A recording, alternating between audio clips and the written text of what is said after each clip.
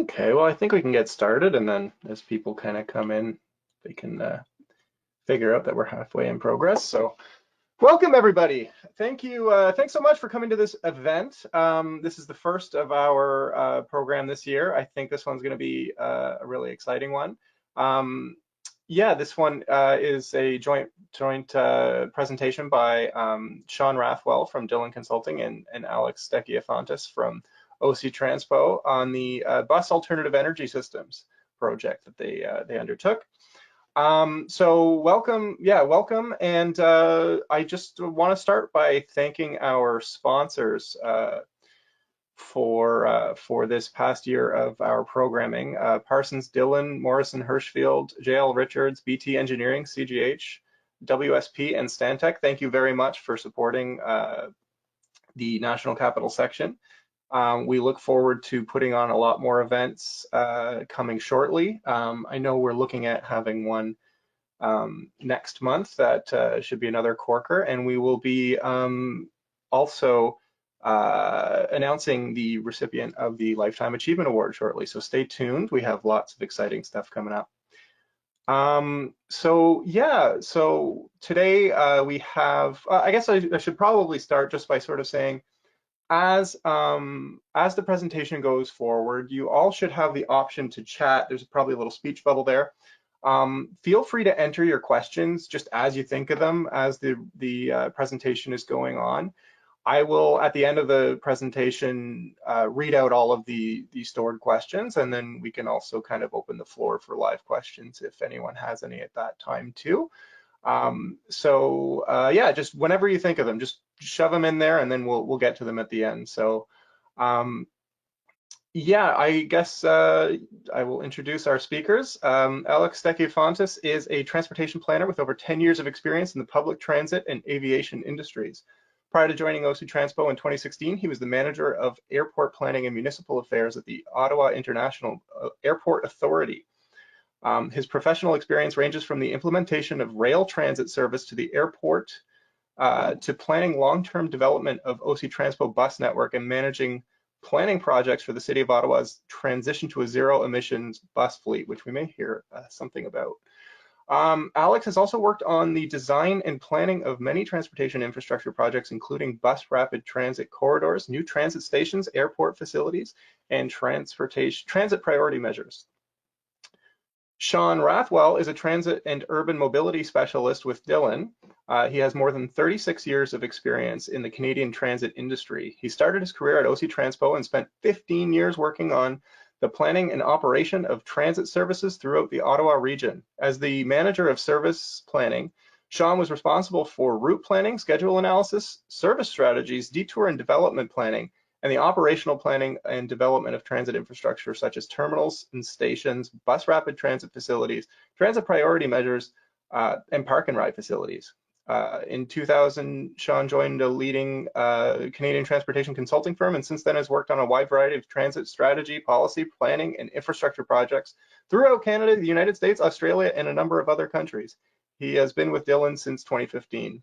I think there's a lot of experience in this presentation, and I'm very excited, and I hope you all are too. I will now hand over the floor to, I believe Sean will be beginning the presentation. So Sean, if you will, thank you.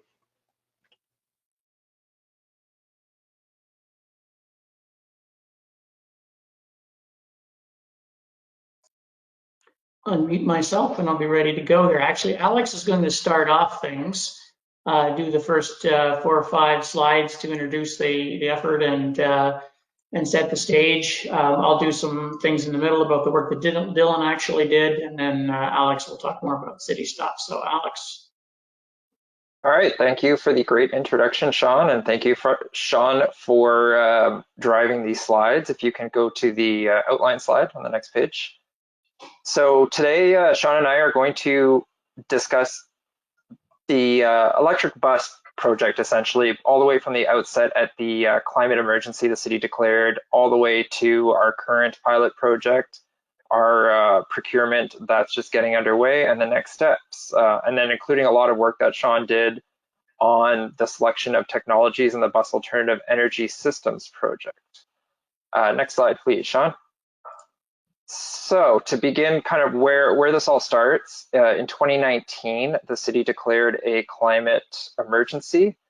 This actually led to the city undertaking what was called the Climate Change Master Plan and the Energy Evolutions Report. So what that did is it set the goal of the corporation of the city of Ottawa becoming zero greenhouse gas emitting or net zero by 2040, with a goal of the entire city of Ottawa becoming net zero by 2050. So the city of Ottawa itself is aiming to achieve that goal 10 years ahead of the whole city of Ottawa. As part of achieving that goal, the city of Ottawa modeled almost all the corporate emission aspects, including transit. So what's shown below on the slide at the bottom is an excerpt from the Energy Evolution Model and Greenhouse Gas Emissions Study. What the study found that was in order to achieve the 100% emissions, transit would need to be zero emissions, either through electric or fuel cell or clean greenhouse emitting fuels such as natural gas, but that kind of left it open into how we would achieve it. So next slide, Sean. So in 2020, following the approval of the Climate Change Master Plan, we then started looking into how OC Transpo is going to get to that zero emission target by 2040. It turns out that in order to get to that 2040, transit would need to be electrified by 2030. So we really needed to get going and started looking at all sorts of different zero emission technologies. And the best way to do that was to study all the possible different options to get there and what are the interim steps. So what we discussed was a 5-year plan because the technology was changing so rapidly in many of the different available fuel types, including fuel cell, including battery electric, that we were looking at a report to council that went in June last year. And I don't want to spoil too much more of the presentation, but Sean's going to get into that, where we would recommend a 5-year plan of a specific technology that you'll hear more about. And I'll follow up after Sean's presentation. So thanks, Alex. What Alex and the team at OC Transpo decided to do was engage Dylan to help the city develop what we call the Bus Alternative Energy Systems Project, or the BAES project. And it's consisted of 3 distinct pieces of work over the last year and a half or so. Selection of preferred technologies, implementation plan, and some additional work on what we call high capacity buses, articulated and double deckers. So we'll just wade through each of these components and give you the highlights of them. First of all, the selection technologies. As Alex said, lots of, a full range of technologies was assessed. This included compressed natural gas, CNG, something called renewable natural gas, which is still natural gas, but it's created from the processing of waste or industrial processes or something like that, meaning it hasn't come out of the ground essentially.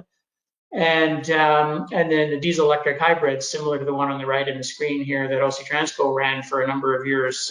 They don't operate any of them anymore, but all 3 of these technologies are being used by transit agencies in Canada today and do have lower emissions than the general diesel approach. We also looked at the trolley bus. The only place in Canada where these operate today are in Vancouver, which is what you're seeing here. They are in a few other places in the US, Seattle and San Francisco particularly. And they're a fully electric bus, whether it's articulated or a standard length bus. And they get their power electricity from those arms that reach up to a catenary system that's over the street. So very much like a light rail approach. And these buses have to be on the catenary. The buses in Vancouver have no capability to operate off of the wire at all. Some of the newer ones might, but they don't today. We also looked at hydrogen fuel cell electric. Many of you would have heard of Ballard Power, the sort of Canadian example, the prime Canadian example of fuel cells. In this case, hydrogen is fed into a fuel cell, and the byproducts are electricity to power the motors that drive the wheels and the systems on the bus. And water is the only kind of emission that you really get. We looked finally at battery electric technologies, and that's a plural for a couple of reasons. Well, they all have, a battery pack of some sort in them. There's sort of two charging approaches, as you see on the top right, charging in the garage, whether it's from a ground-mounted thing that you would see in your house or at a store or something for your car, or overhead, like the pantograph that's shown in the image. And you can also do charging on the street, if you will. And the difference between in the garage charging versus on the street is in the garage charging, buses tend to have a larger battery capacity, thus greater range because they are only going out and coming back. Whereas with smaller battery capacity, we then do multiple charges along the way. So we looked at those technologies together. Being good transportation planners, we set up a grid to do an evaluation, and 4 primary categories for evaluation: the vehicle, the infrastructure needs, the operational impacts, and the environmental impacts. And within each of those primary categories, a number of subcategories. The percentages you see there are the sort of weighting factors that were developed with a group effort with a technical steering committee that the city put together to assist with this project, and how they and what they thought was important. Each individual sort of averaged together. The results of the technology selection were probably not too surprising to most of you, but CNG, RNG, hybrid electric, while they are lower emission than the conventional diesels, they're not zero emission, and as such, they don't really meet the city's climate change plan requirements. They're not eligible for any funding right now from senior levels of government towards zero emission buses, so off the table, essentially. Trolley buses, well, they're attractive in a lot of ways. They are the absolutely most expensive vehicle to buy of any of them. They are the most expensive technology to maintain those vehicles. That's because there aren't too many of them around. The parts are expensive, long lead times, and so on. And they require all that substantial additional infrastructure. You've got to build the catenary system and the rectifying power stations all along the route in order to make it happen. And you can't really go anywhere else with much reliability.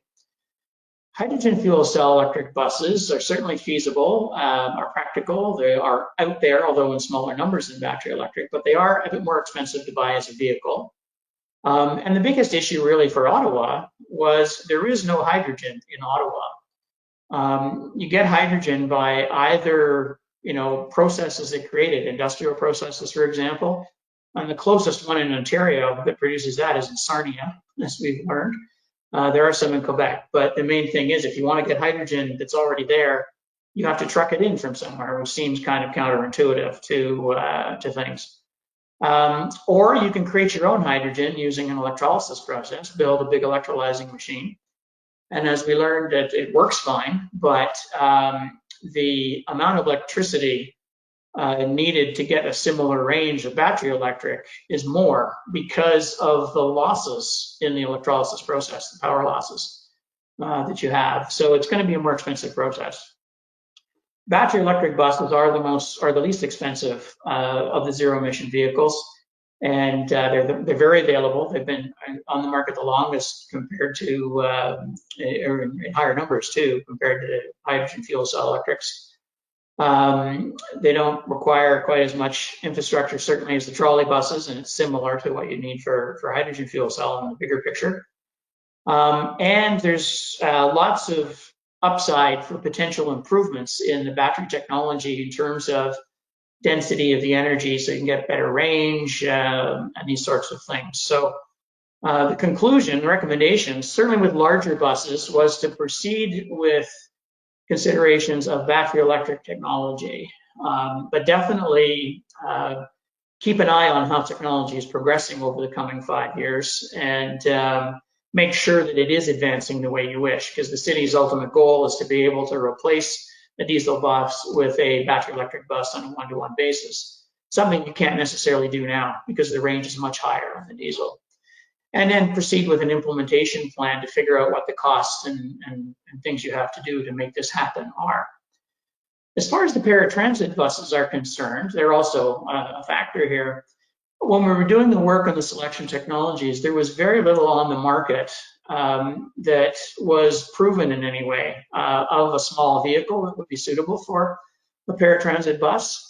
And with the fleet replacement scheduled to happen sort of in a year or two from when we were doing the work, there didn't seem to be time to feel confident that you could buy a technology that would work and be effective in service. So the recommendation was made to delay implementing the new technology for the next replacement cycle in a couple of years. And then these vehicles have a much shorter life, 7 years or so, compared with 15 for the full-size buses. And then, you know, monitor technology, do your pilot tests, feel comfortable, and you can move forward at the subsequent replacement cycle around 2030. Alex will tell you how this recommendation has evolved a little bit with other aspects, but that let us move on with the implementation plan. Lots of elements to this, and we had to create sort of individual plans for the vehicle purchase and how that would evolve. The garage facilities plan to look at the infrastructure you need in the garages itself to make battery electric feasible. Off-site infrastructure, you don't have to just do things in the garage. There's things you have to do before you get to the garage as well. And then a training plan, because the technology with high voltage, all the mechanics need certain levels of training. The vehicle operating characteristics are a bit different, and it's been recommended that that operators receive a small amount of training so they're aware of what to expect.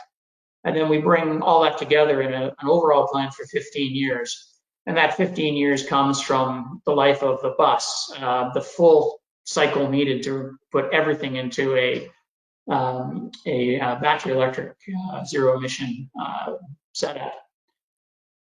So to explain a bit more why you've got all these other bits, if you look over on the left of the screen, the grid and substation elements, none of OC Transpo's garages, and frankly, virtually no transit garage across the country, has enough electricity coming to it or near it to accommodate the charging of battery electric buses. It's megawatts and megawatts of electricity that you need just at each garage in Ottawa's case.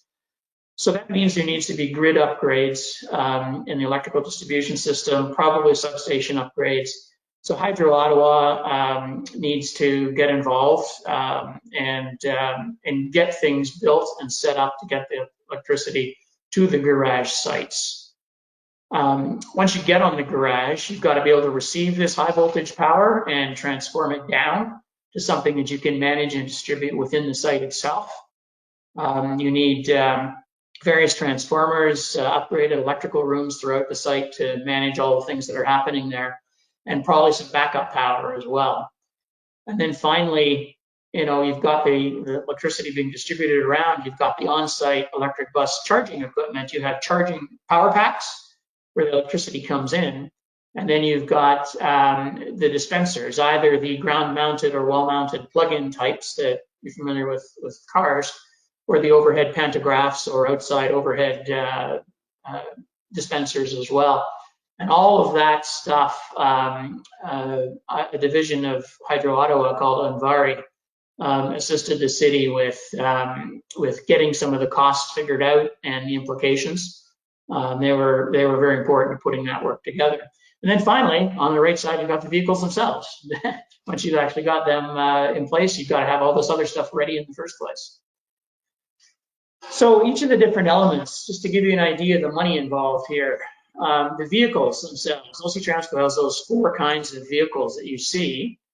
You see on the left the approximate battery electric bus costs for those different bus types.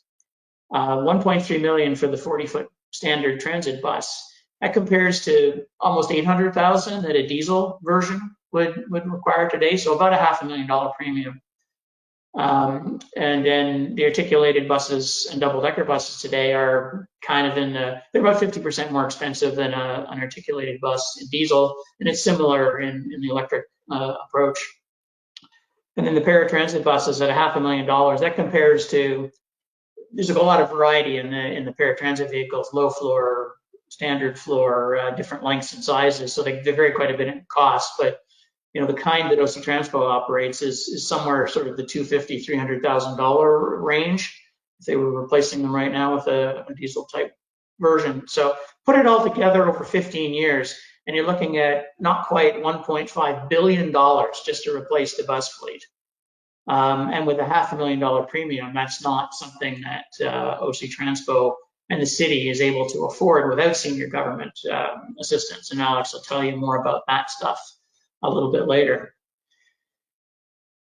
The 15-year plan, the vehicle purchase plan that OC Transpo is working with at the moment looks somewhat like this. And as they replace it with this implementation plan with battery electrics, you see the blue diesel buses on the screen diminishing, and the orangish portion of the bar, which is the battery electric component, increasing. And this is what a large bus looks like. If you're wondering about the dip in 2025, that's a reduction in the number of buses as the phase 2 of LRT starts to come online, and you don't have to bring the buses as far into to Blair and Tunney's, for example. The garage facilities plan for OC Transpo's 4 garage sites, the large Saint Laurent complex on Saint Laurent Belfast, the industrial complex on industrial between Innis and the train yards, Merivale on Colonnade, Merivale site on Colonnade Road, right across from my Dillon office, and the Pinecrest site on Queensview Drive, north of the Queensway opposite IKEA is where they all are.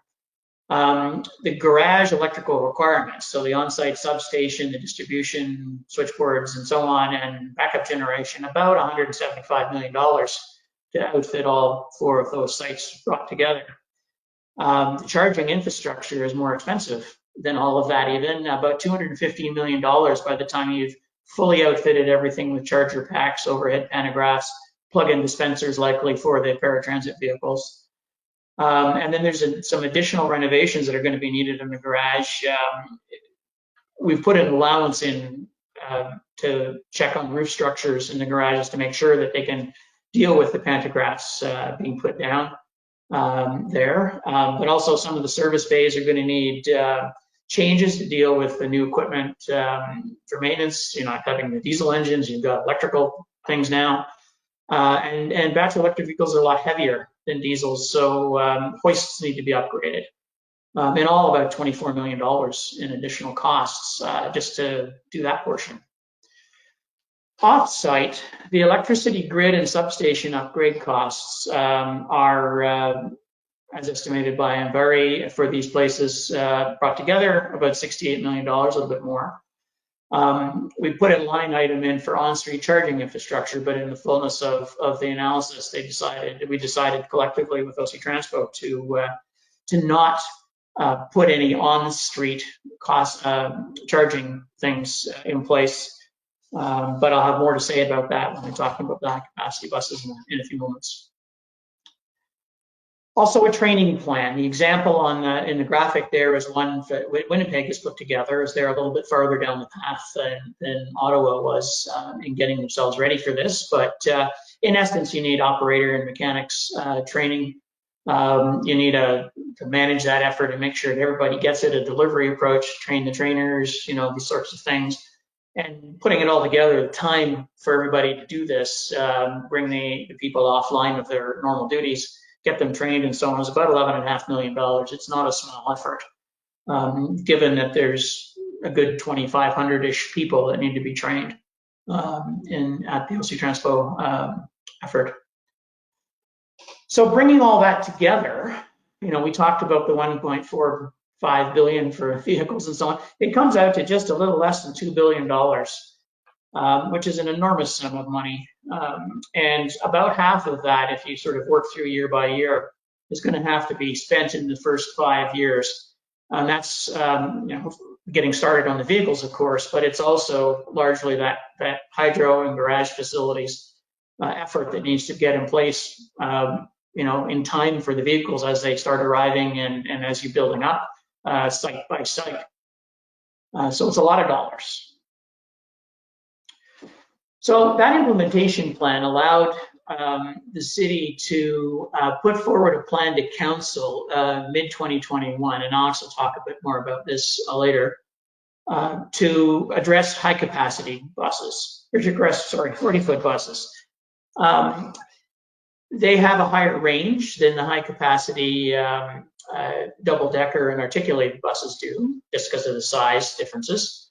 And these artics and double-deckers tend to operate in different kinds of contexts. You go back in time, and OC Transpo purchased articulated buses initially in order to put them on the busy corridors, particularly the transitway routes.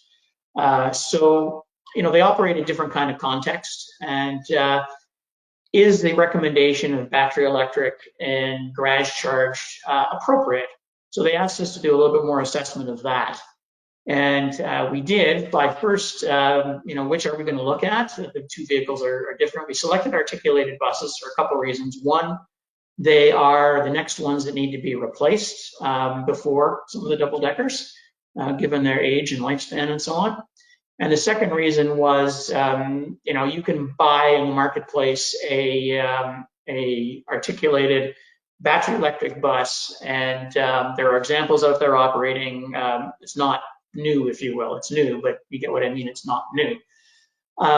The double deckers, however, they've been operating. A version of them have been operating in London, particularly in the UK, for quite some time now. They're not prevalent in the North American marketplace. There's only a couple of agencies that are testing them in service. Go Transit just recently, in the last couple of months, brought some in.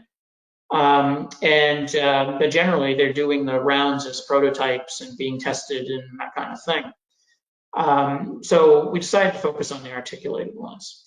We looked at three technologies: battery electric, garage charged. And the implications there are that you can't send the bus out for the whole day and complete the whole required service day that you can today with diesel. So they have to go back to the garage at some point and be replaced. So the implication is you need to have more buses available than you would need if you were running this with diesel. So there's a cost there.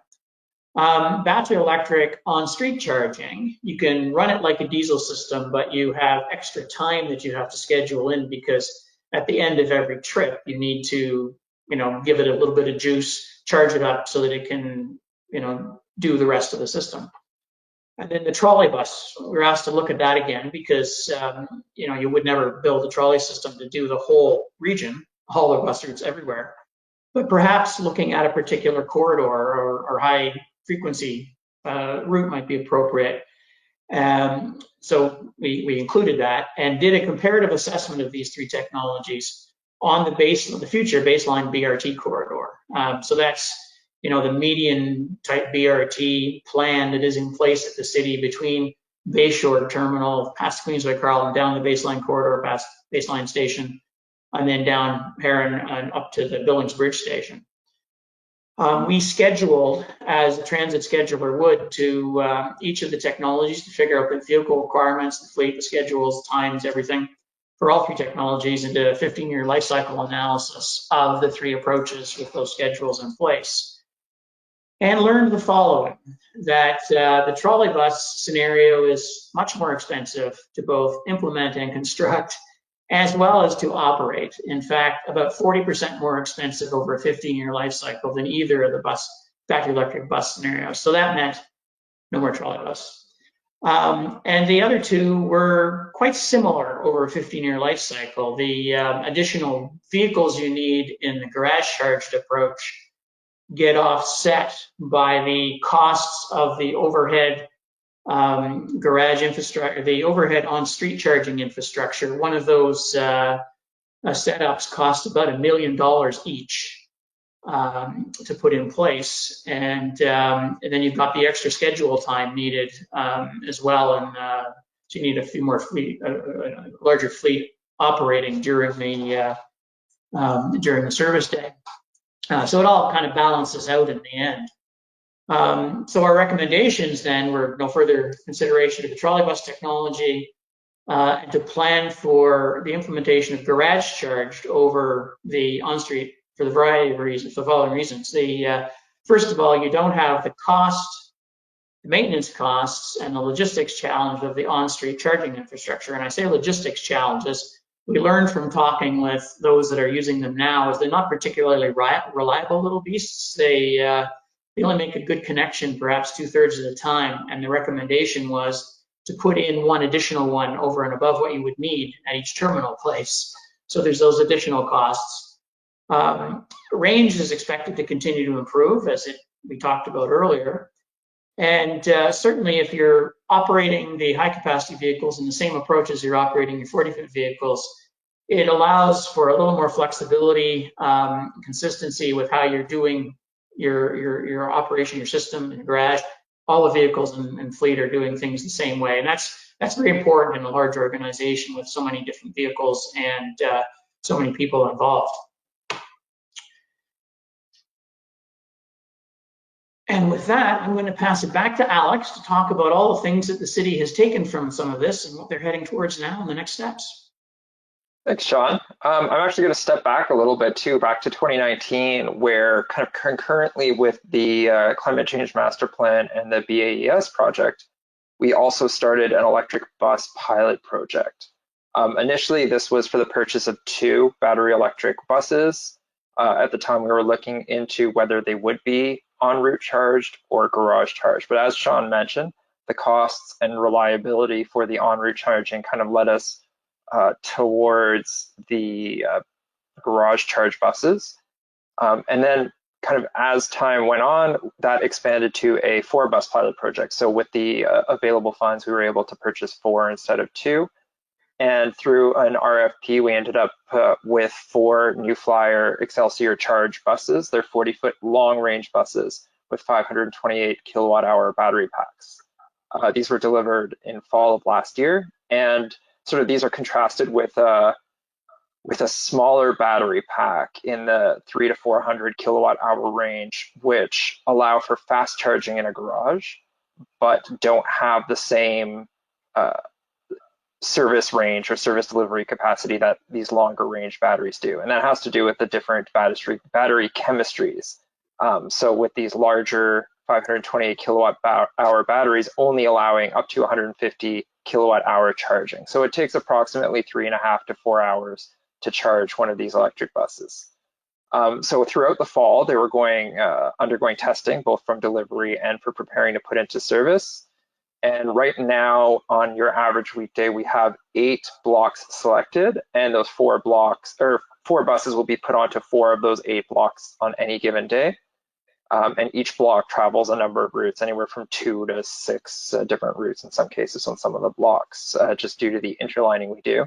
And the total distance traveled, this is a figure from last Thursday, and it's surely gone up since then, is 23,961 kilometers on those 4 buses since delivery in the fall of last year. All right, next slide, Sean.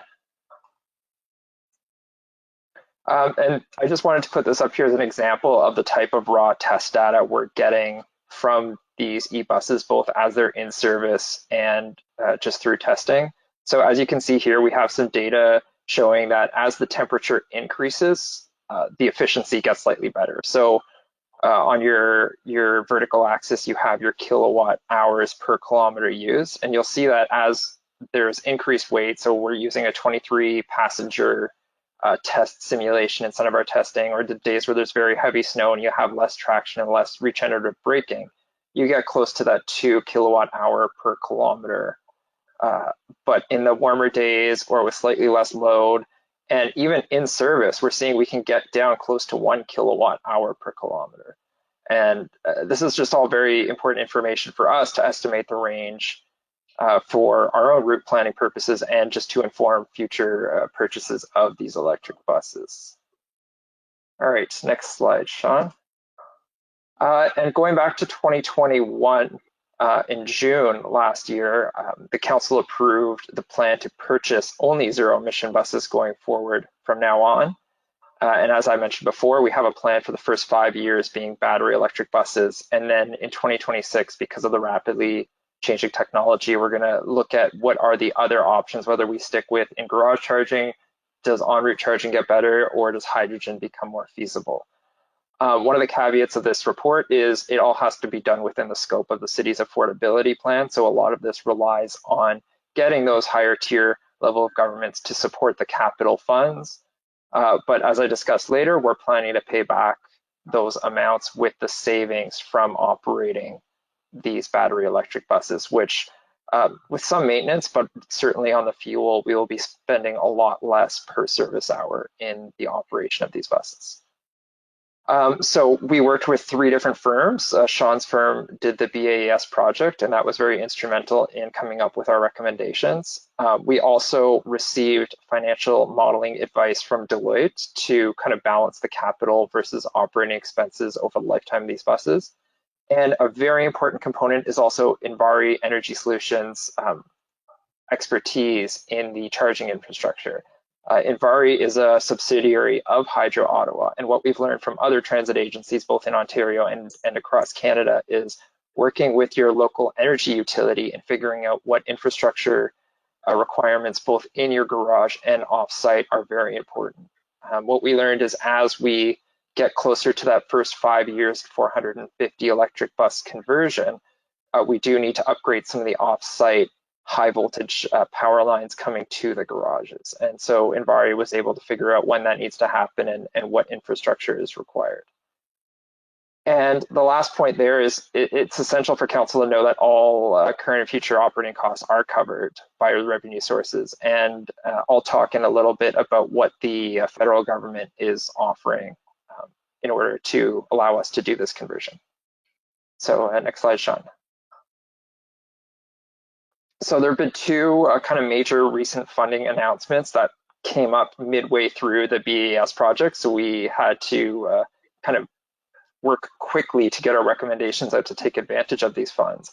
One is a Canada Infrastructure Bank loan that they offer to municipalities across the Canada that allows them to borrow at a much better interest rate for zero emission buses, whether it's hydrogen or battery electric.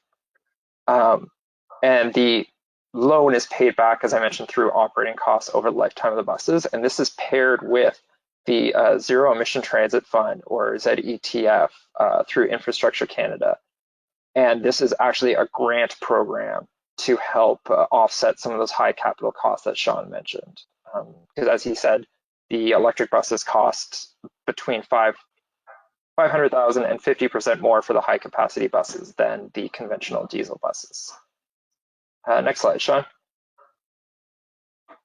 So this is just a diagram of how it roughly works. So right now we're working with the Canadian Infrastructure Bank and Infrastructure Canada to prepare these loan and funding agreements that will then allow the City of Ottawa to do a competitive procurement to replace our buses according to our fleet plan. So we're not right now looking at changing the schedule or number of buses delivered. And for the first 5 years, our plan is for a 1-to-1 replacement. So where we are buying, for example, 74 buses in an upcoming year to replace 40-foot diesel buses at end of life, we'll be looking to procure roughly that many 40-foot battery electric buses. These funds are also going to help go to pay for the garage charging infrastructure. So right now we're looking at a 2 pantograph system for every electrical dispenser, and each one of those units is quite expensive, and we'll be installing those with help from Envari and Hydro Ottawa. All right, next slide. And then this is just a graphical representation of those percentages and numbers above. This provides a rough estimate of what those Infrastructure Canada and Canadian CIB loans are going to be. So out of the $1 billion program for the 450 buses, approximately 35 to 50% is going to be that Infrastructure Canada loan, and that depends on a whole bunch of aspects, such as how much of the cost is the infrastructure versus the buses. And then the city share is going to be the remainder that isn't covered through the Infrastructure Canada or the CIB loan program. All right, next slide, Sean. And then, as Sean mentioned, the battery range is going to be increasing over time, but until then, we have identified a few risks and some mitigations to those risks. One is that the long-term performance is uncertain. So as the technology changes, we're expecting these buses to last as long as our diesel buses, if not longer, which is a typical 15-year cycle at OC Transpo. And because of that, we're not buying all our buses at once. We're sticking to the fleet plan, which will gradually change over the fleet to zero emission between now and 2036. Because our most recent diesel buses were delivered in 2021 and have a roughly 15-year lifespan. So those will be replaced in 2036, which is when the entire fleet will be electrified. Another data operational limitation we have is not knowing how the battery will degrade. You hear all the time about how the beginning of life of electric vehicles always has longer range than the end of life. And so we're learning from other transit agencies who have been operating these buses before we have just how much their batteries are degrading over time. We're also somewhat protected from this because manufacturers do offer now battery warranties that, for example, will protect a battery to maximum of 20% degradation. So that's leaving 80% of its beginning of life range by a certain year. So we're looking to learn lessons from that to put into our procurements for electric buses going forward. And then regarding range, right now, the 40-foot buses we're buying have between 280 and 305-ish kilometers. Obviously, on good days, it's higher than that range. And we do have some service blocks that are currently over 300 kilometers range in a day. So right now we can break those blocks up into shorter blocks, but that does introduce some inefficiencies. So this is one of the reasons we've also selected 450 buses, is because we're able to accommodate that into our network without having to do significant route changes. Or blocking changes. The routes don't really change. But after 2027, when we hit that 5 years, then we're going to have to either rely on technology improvements to get us over those 300 kilometer ranges reliably, or ways to block the network differently. Next slide, Sean. And then just to summarize at the end, some of the benefits that we outlined in our report to council, and just some of the reasons why we recommend going with zero emission, in particular battery electric buses, there are no pollution. There's no greenhouse gas emissions for the powertrain. There's still some greenhouse gas emissions in the current technology that comes from diesel auxiliary heaters that we use in cold weather. This helps significantly extend the range, because right now, when it goes below zero, the battery would have to be used quite heavily to heat the buses. The new battery buses, they're going to be replacing life expired diesel buses, so we're not needing to change the overall fleet. We're going to retrofit our existing garages to accommodate them. This definitely helps address the climate change master plan's goal of getting to zero emissions, and the reduced operating costs I mentioned above are significant, and they're going to be used to fund the capital costs. And I guess one of the last benefits here is quieter buses, and we do hear noise complaints from customers, from residents, and this will definitely help make the streets of Ottawa quieter. And I think that wraps up our presentation. And so we have, looks like, about 15 minutes left for questions. Thank you, Sean. Thank you, everyone, for listening.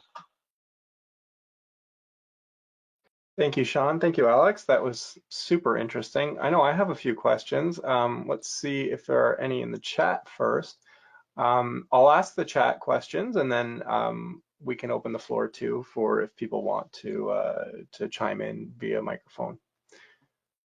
So from Nicholas, we have, do you know the chemistry or brand of the batteries the electric buses use? The short answer would be no, not in detail. We certainly talk to vehicle manufacturers as opposed to battery manufacturers. The vehicle guys, they build the bus structure and then they integrate all the different systems into it, batteries and wiring and other various systems that go with it, suspension, as they build the bus. And they've given us some information about the fact that there's a different battery chemistry if you want to do fast charging compared with regular slow charging and what have you, if you want to have good battery life. But in terms of the details, no, sorry. I think that was great. Colin asks, you mentioned needing more e-buses than diesel due to range limitations. Did you also look at the additional operator requirements in that costing, I guess? I'll take this one. Thanks for the question, Colin. Thanks for listening in. So we kind of planned around that a little bit. In going with the first 5-year and 450 bus recommendation, that allows us to assign the e-buses that do have shorter range to existing blocks that fit within the range. So for example, right now about 68%, just over 2/3 of our runs can accommodate the electric bus range. So within the first 5 years, we're not actually going to need more e-buses than diesel buses. Where that becomes tricky is the beyond 5 years. So that's why in 2026, we're going to have to update this planning work, because we'll either need to factor in increased range through technology, or at that point, we're going to have to look at either additional operator requirements or some other way to add service hours into the network to accommodate for the extra deadheading of these buses back to the garage to charge. That's kind of going to be the main time constraint there. So kind of indirectly, we looked at it by identifying where the limits are for those 450 buses. But you're right in mentioning that eventually, if the range doesn't increase, we will need to look at adding additional operators or operator time. Thank you. Andrew asks, great presentation and project. Were emissions associated with manufacturing considered? I guess he's talking about batteries and all of that stuff. Was it externalized, or was it considered implicitly in your calculations? I'm not aware. Just go ahead, Sean. I was going to say, in the initial selection of technologies, we took, I was going to say a cursory look. I don't know if that's the right term, but we took a high-level look at tailpipe emissions versus upstream and also downstream afterwards, and impacts of that once you're trying to get rid of the bus. So it's all very theoretical at that stage. The primary concern at the city's level is the tailpipe emissions and being carbon neutral there, I think is fair to say. Alex? Yeah, like we looked at for the purpose of the study, basically just the curb emissions. And this project didn't do the greenhouse gas model that the city used. That's in the energy evolution study. And I believe they also just looked at the direct emissions within Ottawa and didn't consider the manufacturing. Okay, thanks. Andrew also asks, does Hydro Ottawa expect to be able to keep up with electrification demands from all other sources, i.e. building, heating, cooling, electric vehicles in the coming years? Has that kind of been, I guess, considered throughout this? That's a good question. I know for our project and our electrification, they've told us they will be able to accommodate our full fleet electrification over time as the upgrades happen during the next 15 years. I'm not sure what discussions they've had with the other large energy users in town. They exist, and I imagine they would, but I can't speak specifically to that. I guess that's Andrew. I guess that kind of dovetails with one of the questions that I had. When you were considering alternatives, did time of day in terms of charging or generation of hydrogen, for example, kind of come into it? Because I know there's a lot of excess energy that's kind of grounded throughout the night versus at peak times. So was that a consideration? Were there options to kind of get a good deal on some of this energy if you are doing the bulk of your, hydrogen generation or battery charging overnight in this case? It did come up. So throughout the planning process, we looked at a representative schedule of our regular day-to-day bus operations and figure out when is both the time required to charge to get the buses back into service, but also what time of day could we do, for example, overnight charging. We're a little bit limited in that there are some requirements for the bus to come back and charge no matter what, but we're able to also schedule that. And so we worked with Envari to come up with a charging schedule as part of the electricity demand and cost calculations. We're working with them now on some estimates for what they call a Class A account that takes into account the peak charging day. I think it's using the peak 5 days of the year and how to offset that. They're also able to do things like sequential charging. So by having 2 buses on 2 pantographs connected to one charger, we're able to have one bus charge and then the other one charge automatically without intervention. So there's certain technology tools we have in order to optimize that charging. Right now we're using chargers testing chargers from ABB and Siemens that both incorporate some kind of algorithms or AI in order to optimize charging for those purposes. So there is a lot of work on the back end going into electricity demand management because that's a huge part of the cost. Thank you. Sean, do you have anything to add in terms of the Dylan work on that? The only thing I'd add is in the high capacity analysis, when we were scheduling the 3 scenarios to figure out the fleet needs to make them happen along that particular corridor, we certainly, didn't want to have buses charging during the conventional peak periods, as much as possible overnight, but you still have to have some happening in the middle of the day between the peaks. So. Cool, thank you. Colin asks, how much heavier are the electric buses, and are there concerns about pavement damage, for example, in that kind of consideration? Don't think there's concern about pavement damage, Colin, in this case. The capacity, there's room, for example, on some of the models of 40-foot buses to put more battery capacity in. But then if you do that, you have to reduce the passenger capacity on the bus. So it's a balance. They're heading towards, the bus is at the maximum weight when it's got sort of the maximum passenger volume on the vehicle itself. So, from that sense, it doesn't break any of the sort of pavement design rules. But the implications are more batteries, less people, etc.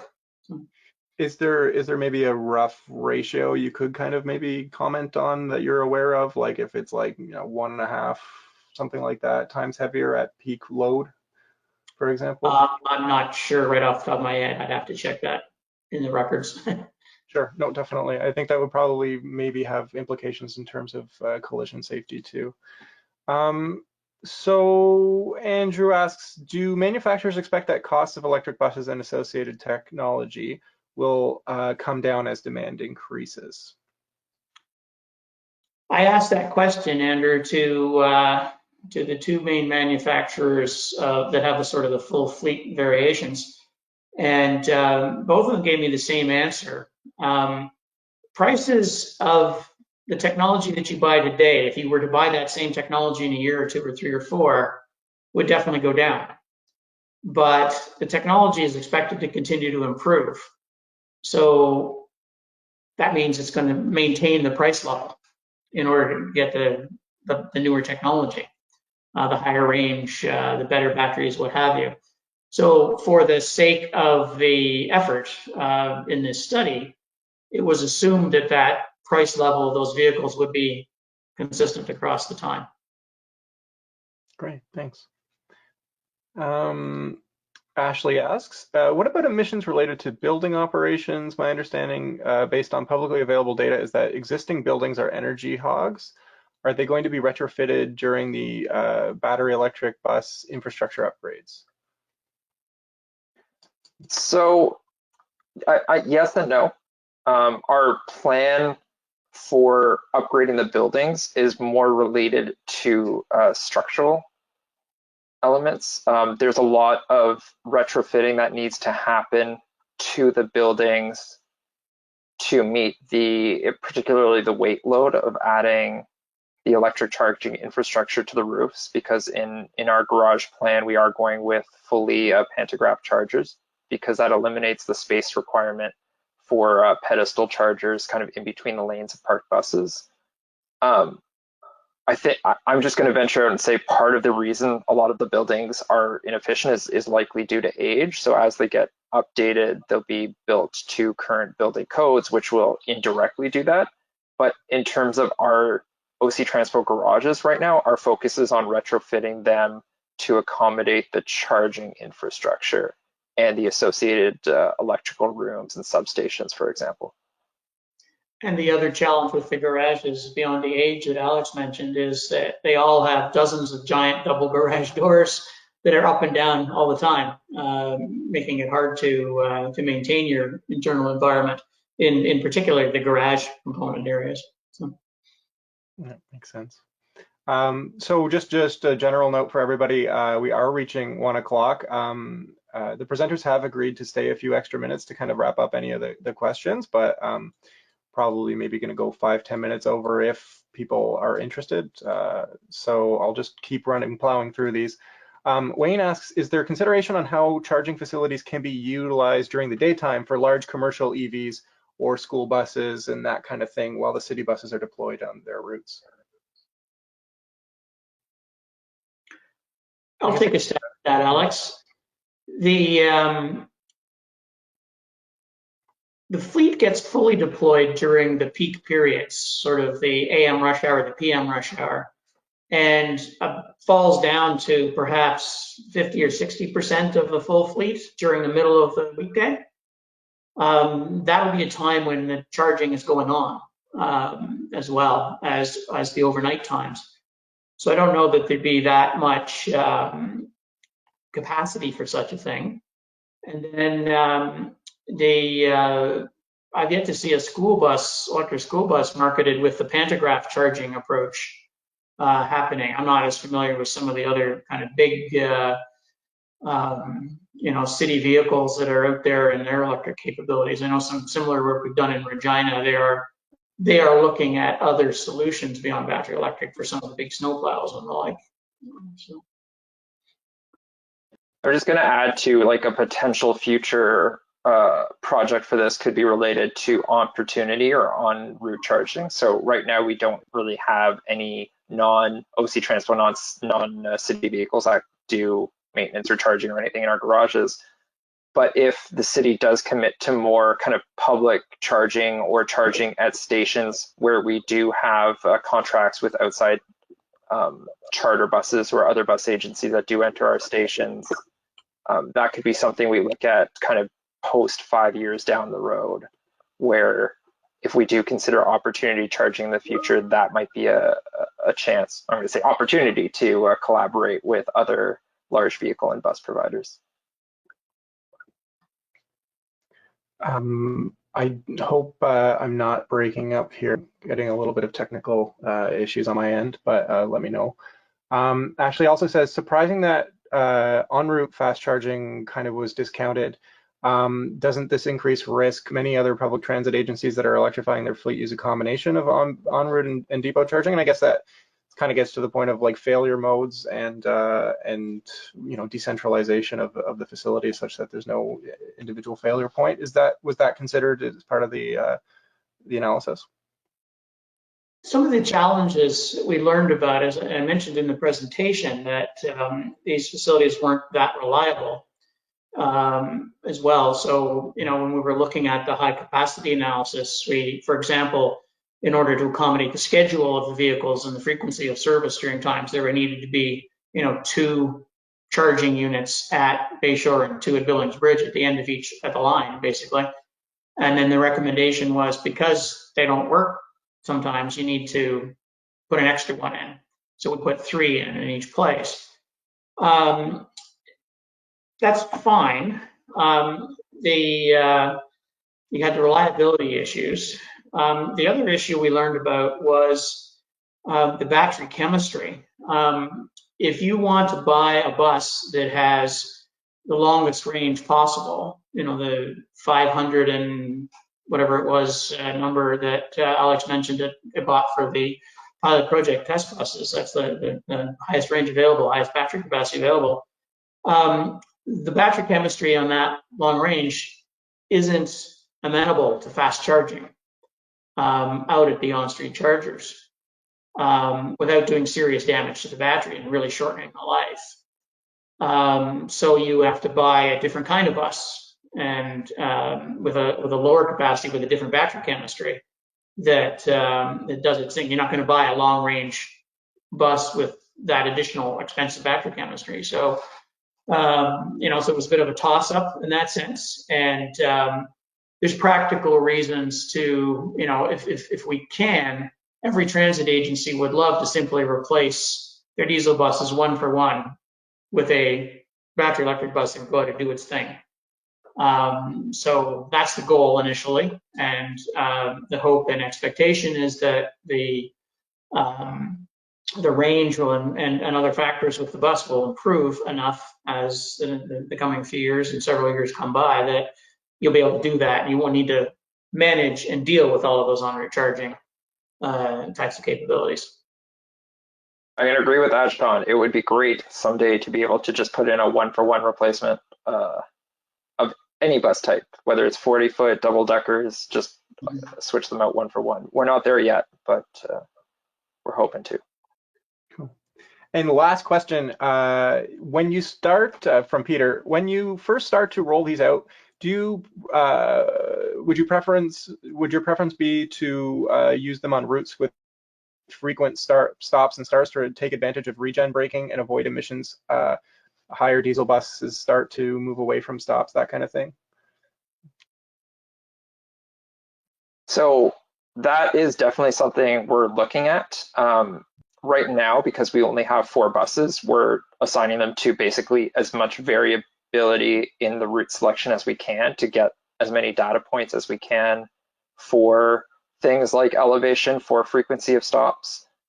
Initially, all we had to go off of was the data supplied by the manufacturer on the buses, and we're testing those on basically as many of those scenarios you mentioned as possible to get that data.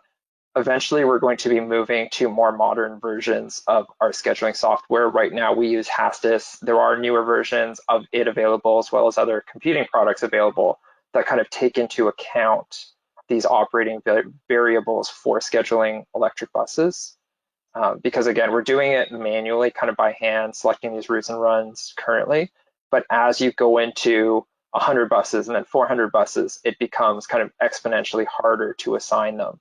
And we will be using kind of automated software in order to input the data we've learned from our pilot test project to kind of optimize the range on the routes we select. I'm sure that would be a super interesting topic for a presentation all on its own. Yeah, I threw in some slides at the end here, and Sean was like, that's a whole rabbit hole we can go into, so we'll save that for another time.